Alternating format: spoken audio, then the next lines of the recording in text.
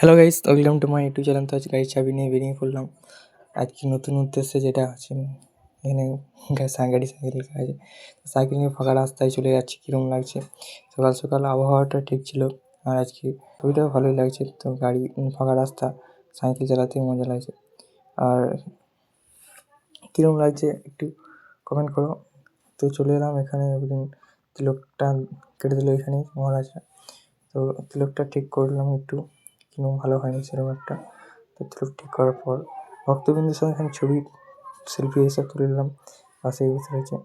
তো আমার পাশে দেখছি এখানে সামনে মধুর বৃন্দাবনের রাসলীলা চলছে।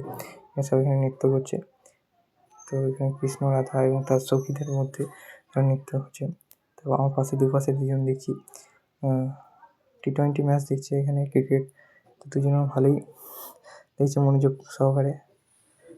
আর আমি সামনে কীর্তন দেখছি। এই তো ভালোই লাগে নিজে বক্সের পিছনে। তো ক্রিকেট খেলতে অতটা ভালো লাগে না, কিন্তু দেখতে ভালোই লাগে। এরা যেমন দেখছে মনোযোগ সহকারে, আমাকে সেরকম অতটা ভালো লাগে না। এটা কে বটে জানি না নামটা। রাধাকৃষ্ণের বিগ্রহটা সলিড লাগছিল, আর এখানে ছবিটা ভালোই লাগছে।